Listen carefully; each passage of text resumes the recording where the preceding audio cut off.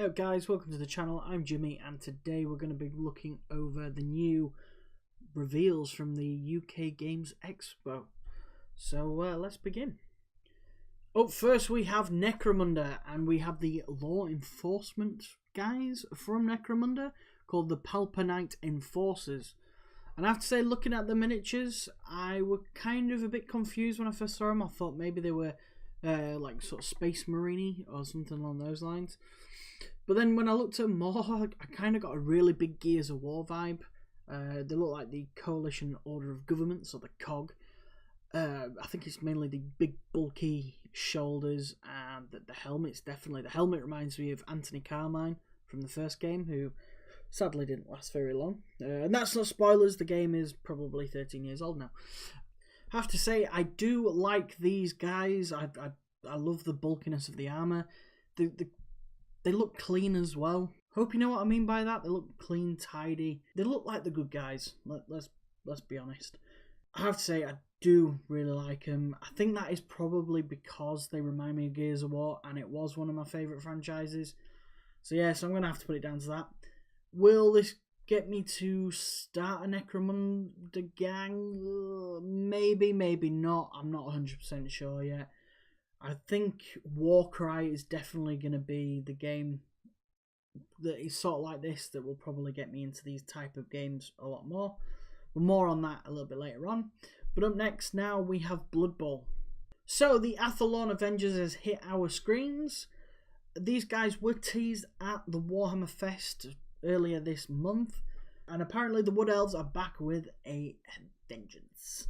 For those new to the game of fantasy football, the Wood Elves are one of the game's most rewarding teams, allowing you to weave through the opposition's lines of the scrimmage with impunity.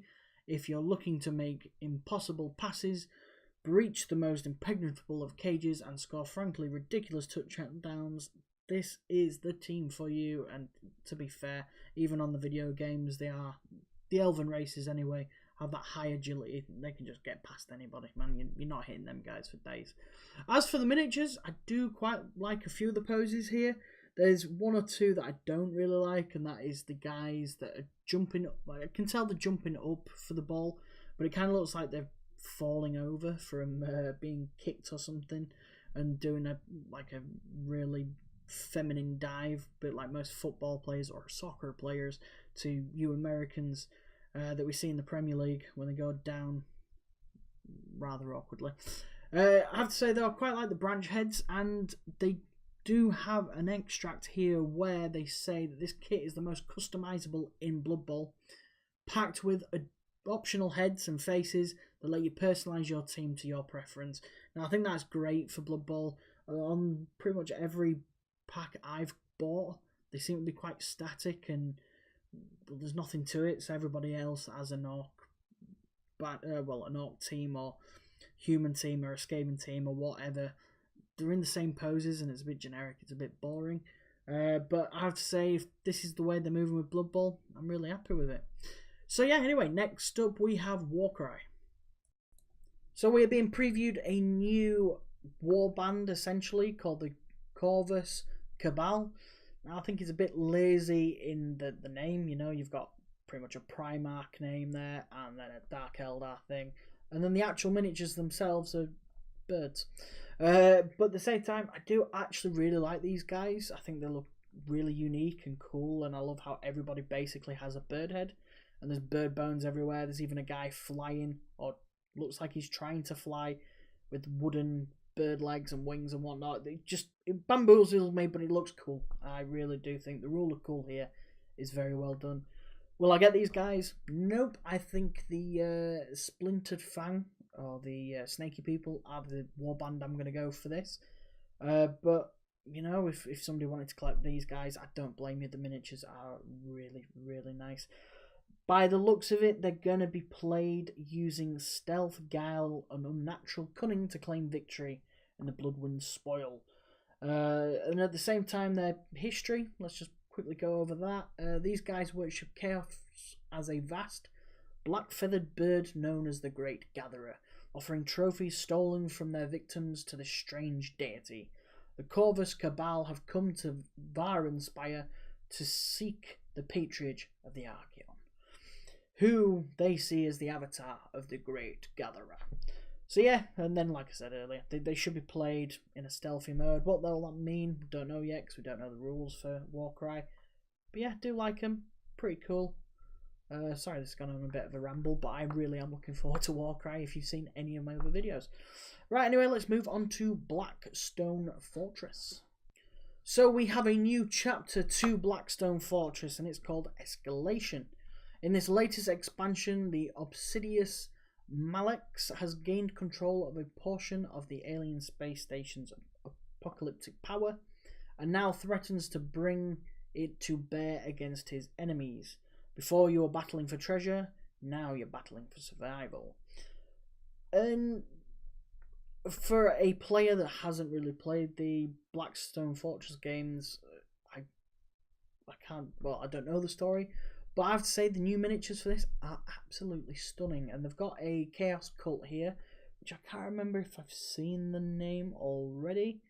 The Servants of the Abyss, with a brand new set of cultists led by a literal firebrand.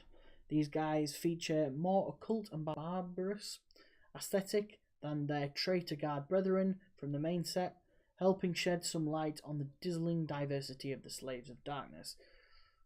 I just want Renegade Guard so badly. It's really annoying, but I do have to say I really do like these miniatures. You know, the Chaos Cultists look completely different from the Cultists that you can buy readily now. They're completely different from the Renegade Guard and Guardsmen. It's weird, the helmets kind of look a little bit gladiatorial. There is one guy, the guy throwing the grenade, it kind of looks like he could just jump into the gladiatorial arena. The two leaders, the Sergeant and the Firebrand, look sensational.